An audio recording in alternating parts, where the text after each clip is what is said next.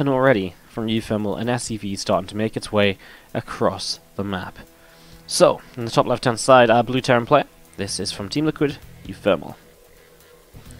And at the bottom right-hand side, from Root Gaming, is going to be our Red Protoss player. This is Dandy. And he is on Root Gaming. They picked him up just recently as an up-and-coming Protoss player in the Korean region. And again, he got about a map, or he was either a series away, and he might have even been a map away from qualifying to the GSL Super Tournament. He then didn't do so well in the GSL qualifiers, but hey, I mean, if you can do so well in one of the qualifiers, you've definitely got that potential there. So, a lot to watch out for in this guy, and excited to see what he can bring us going into the future. He very well may be someone to really kind of keep an eye out on in terms of the Korean scene, and who we might be seeing kind of playing it a lot over the next couple of years. So excited to see what is up here, excited to see what he can bring us. And as we do see this first probe of the game, just going across the map to scout, and of course it will see the lack of a barracks here for uThermal. And obviously that's already some good information for him. He's going to know immediately that this is a proxy, and he can stick around with this probe to see if that factory comes down as well, as he's going to pull his probe away from expanding, get back into gas, take a second gas even, throw down the cyber core. All of the steps he needs to make in order to start making his way towards a defense here against this early Reaper. And again, seeing this so early means he can already start up his first Zealot, so he can get a Zealot out. That's going to buy a little bit of time where the Reaper's generally going to have to keep on kiting against it. And again, there's that factory dropping down, although the probe didn't stick around to see it. Sometimes it's a little bit of a weird one. Like, sometimes you want to see this, maybe sometimes you just want to go and hide the probe on the map to keep it safe. Although I guess what's it really in danger of, right?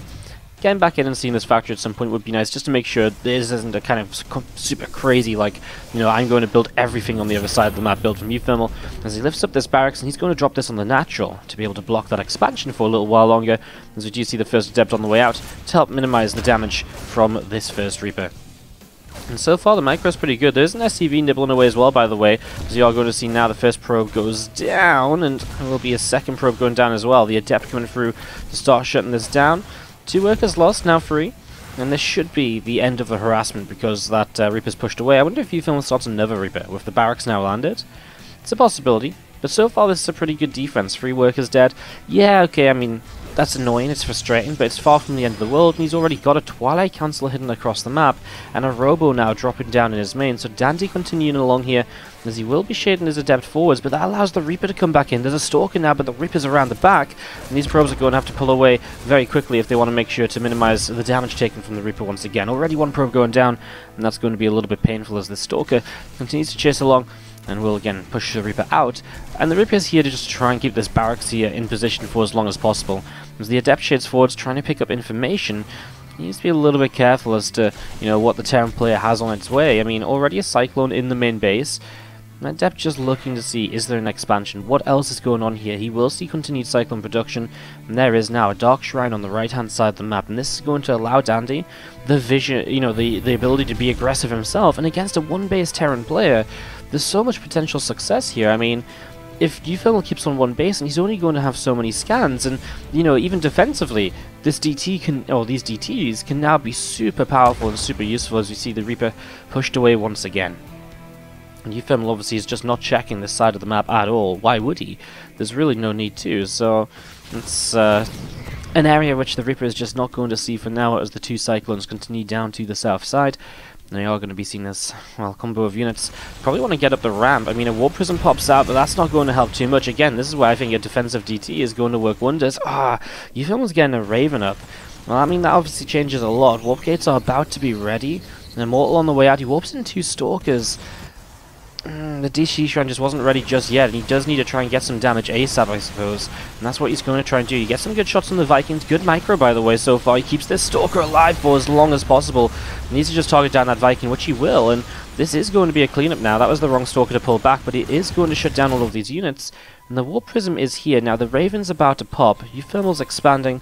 Maybe it's time for the expansion of Dandy to come on down as well, but I mean, he's defended this, right? Yes, okay, I'm not going to say he's in an amazing position, because he really isn't. He lost his Stalkers, you know, he's struggling along a little bit here. The Immortal is out to help with further attacks, and there are the first 2 DTs, and you know they're doing quite a bit before they actually get shut down here by the Cyclone.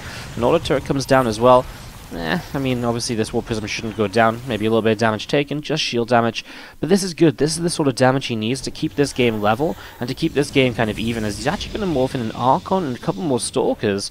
The Immortal's moving across the map, and Dandy's going to one base this. Well, is he really? Is he really just going to commit to this attack? Now remember, he does have a recall available, right, on the Nexus if he keeps the energy there, which he is doing. And so with that, you know, as the scenario, I mean, I'm very intrigued to see how this turns out, obviously. I mean, there's a lot of firepower in this army. An Archon, some Stalkers, and an Immortal. They can get a lot done, and even just harassing at the front here puts in a lot of potential in terms of damage output. Stalkers have to be a little bit careful, and he will lift them up into towards the War Prism to keep them alive. The Immortal here now as well, and again, these units are just going to get chunked through. Cloak is about to finish up, though, and Dandy does not have detection just yet, so the next Banshee is going to cause absolute mayhem. And again, at home, he's got nothing to deal with this Banshee, so uThermal just has to buy some time. There is Cloak finishing. Dandy's in the main base, and he is going to start working his way through one of these orbitals, but he has to do more. He has to go right now and really get some extra damage done. These couple of force fields are not brilliant. They are missing a little bit of something. Interference Matrix on the Warp Prism is actually going to take away a lot of its usage here, as we are going to be seeing, yes, a lot of SCVs are going to go down, but a lot of SCVs are going down across the map as well. The Warp Prism falls. This last Immortal will try and pick up a couple more kills. There's one on the low ground too, getting some more SCVs.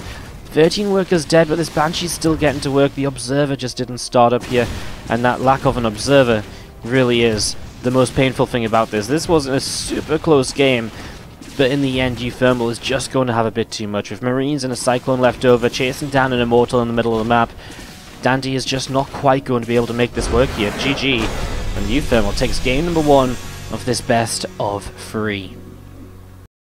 Denver underway, but it only just got started into game number 1. So while we are about to get into this game 2 of uThermal versus Dandy, I just wanted to show you guys that Namshar Denver is indeed underway, and it was really just getting started. So you guys not missing anything over there at all just yet, and we will keep you up to date when there's some results coming through, when there's actual games or, you know, score lines to talk about and stuff like that. As we do have to the bottom left hand side the Red Prowlers player from Root Gaming, the up and coming Korean.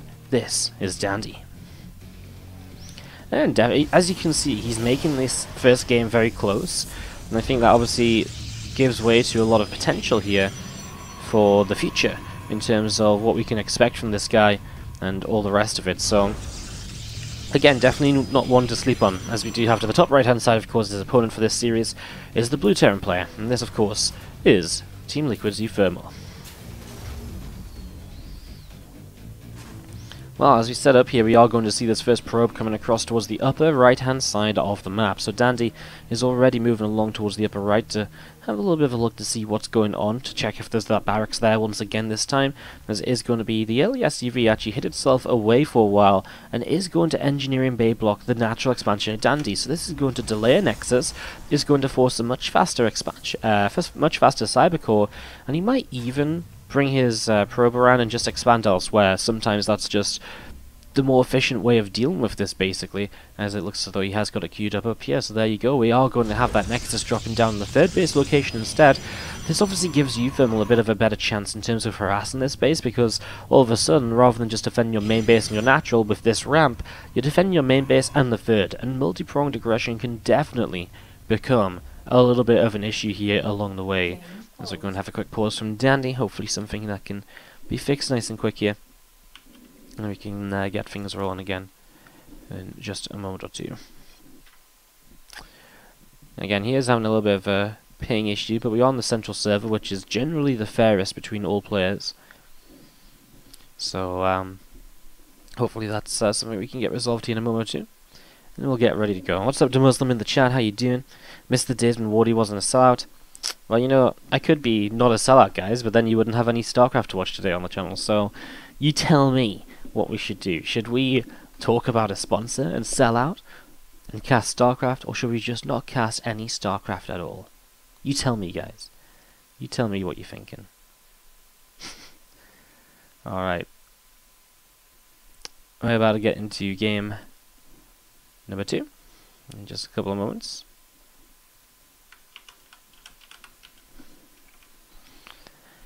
Just waiting for Dandy to hopefully fix his ping a little bit.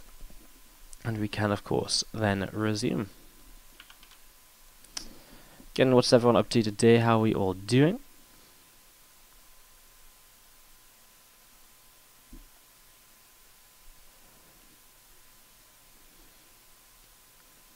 Hope you're all ready to go. And we can resume into game number 2. Looks as though Dandy might be playing with a bit of ping issue. Again, I mean, there's only so much we can do when we're playing cross-server, but generally, central server is fairest. Sometimes here and there is going to be maybe an issue or so, and unfortunately for Dandy, that's apparently the case right now. But let's see what happens as we see uThermal coming across the map with this first Reaper. Let's see what he can do with this in these very early stages. So, Reaper coming across the map, obviously his goal is to try and just keep track of what the Protoss player is up to. It's not really about killing probes, this Reaper, it's about being able to just know, okay, you've got this building or that building, etc, etc. As the SCV comes in, it actually draws the Stalker away and allows the Reaper to pick up the first probe kill. No, not quite, it is going to get pushed back, so no damage done just yet as that Reaper gets away towards the front instead now. Of course, can go towards the third base, and this is one of the issues, right? Already the Stalker is very hard pressed to actually be in 2 locations at once, and so if a probe pops out here at the moment, it would be a little bit troubling. Stalker comes forwards though, and we'll greet this Reaper in the middle of the map. And pushes that away, and we did see in the meantime a Twilight Council coming down. A Twilight Council which for uThermal was indeed scouted. So he knows that's there, and with the Stalker production we're obviously very much expecting a blink-based opener over the next few moments. Reaper back up in towards the main, and of course this is something which Dandy didn't decide to block off because he didn't build a pylon over on this side at all, so that's obviously a little bit of an interesting scenario. That probe is low, and we'll have to keep on running if this Reaper comes back around. They kind of ran in the wrong direction for a moment. There's a couple of workers going down, but this is a kill on the Reaper, and no further information gained, apart from just seeing that the Twilight Council was indeed now researching something, which of course shouldn't come as too much of a surprise, because that's generally what Twilight Councils do kind of get up to. So, uThermal not really getting much further info, I would say, and, well, now Widowmine in the middle of the map. Of course, there's something to try and get a little bit further damage done. Starport jumps straight onto a tech lab startup of Raven. So, Raven on the way up, we're going to be seeing a tech lab on the factory as well, ready for the barracks to drop onto and start up stim pack. Or maybe the tech lab on the factory stays to build siege tanks and this barracks jumps onto the starport tech lab. Either way, it's going to be a tech lab on a barracks very soon, as we are seeing a gates added on towards the third base location. So, interesting for that to go over there. Obviously, it's a bit more exposed, perhaps. But let's see how it works out. It just means that if an attack comes in here, it's much more important that Dandy is able to defend, because if he isn't, all of a sudden, you're going to start losing your robo facility at the front, and that's obviously a very key structure. There's no reason for it to have not been in the main base, so again, a couple of interesting choices here and there, and we'll see how those do continue along, as we'll see the first pylon dropping down over to the south side, as uThermal with this Marine coming along as well to see just what else is going on. A few Stalkers are going to show up and work their way through this Marine, and the Marine goes down. Nicely done so far, as we are going to see the Stalkers just blinking to see what else is up, looking to see if there's a medevac or anything, but there really isn't. So for now, it's just heading in towards a more macro-focused game. uThermal will be continuing to hold that little bit of an army supply advantage, whereas Dandy should be able to get that work account rolling for himself quite nicely soon. Goes straight into charge behind the blink. And this is the sort of opening where you're expecting to see a few more gateways. And there are a few more gateways coming down right now. He never took his third and fourth gases yet, so Dandy is going to play very aggressively right now with this kind of 7 gateway, well 8 gateway I suppose, 8 gateway all in. He blocks his natural being taken later in this game as well, so he really is committed to this. But I don't know if you actually break uThermal in this scenario. You look at what uThermal's got, double tank, triple bunker. Surely there's just no way you go up this ramp as Dandy, and he sees that now. He's going to be like, oh my god, what on earth am I meant to do? And uThermal even saw a gas being taken over here. Dandy was trying to fake this out a little bit. Unfortunately, just wasn't quite able to actually make it happen just yet, of course. Raven to the side, if you can hit an interference matrix on the warp prism, that would stop warp-ins, it would stop lift-ups, and it would stop a lot of the potential of, you know, units going in towards the main base here. So it's actually a very kind of important unit to have over in this location. It might not immediately seem like a great way to just straight up defend, but it actually can go a very long way. Dandy actually cancelled a couple of gates, will take his third Nexus now instead. Now he's probably just going to sit and wait for the Terran player to come to him. uThermal actually missed out starting on stim pack, so that's actually a big mistake already. not going to have a stim pack with this push is really going to be painful. Now, of course, that's not something Dandy necessarily knows, as he'll blink these Stalkers away here over time. And just getting a couple of Marines as he goes. This is wonderful so far. Now the chance for the Zealots to come into the main base. Yes, he's under attack, but a bit... I mean, he doesn't even need to warp in Zealots here. Just a few of them initially running into the mineral line is enough of a distraction, perhaps. And if he has enough warp-ins at home, then he could definitely get a lot more done with this. Combat Shields is finished, but again, there's no stim pack. I mean, fighting these siege tanks is not going to be easy. But if he can get enough Zealots, then maybe, just maybe, he can make the flank happen. I mean, I would target down these tech labs, man. One of those is important. If he sees combat shields, then he knows one of those is stim. There's not only so much it can be. And stim, of course, would be a pretty fantastic thing to get rid of here. So, Dandy just not quite paying enough tension there at the moment to actually do that. As his Stalkers are being kept off to the side, he's now losing power to some of his gates and anti-armor missile on the Zealots as well. That's going to be painful. In fact, that's going to be very painful. Some more Zealots into this mineral line, but now the kind of reinforcements are coming through to get this. If he just could kill Stim, would be so very good for Dandy. But again, right now, he's really struggling just to find a way to be able to get all of his units together, and he can't even warp in at the moment because he's only got one gateway powered. He lost power to these gates up here. I mean, he straight up lost those gates. These gates got unpowered as well. This one Zealot still going huge on this factory, but reinforcements coming across the map. Again, Dandy's just missing out on the gateway count that he needs to really fight this. He'll warp in one more time. There's a few more Zealots, but he's got to run in towards siege tanks and all sorts. The anti-armor missile is a very good start to this, and as the Zealots charge in, the siege tank power just looks to be a little bit too much here. You need stim pack anyways as a Terran player, is what uThermal says. As Dandy just not quite enough. I mean, again, he was just missing a couple of gateways. That really could have maybe made the difference here somewhere along the way. And wow, I mean, again, just good play by uThermal. Dandy, the idea was there, you know, and again, a couple of different bits and pieces. The Zealots in the main controlled a bit better, perhaps, a bit more attention paid to them, and maybe this would have been a very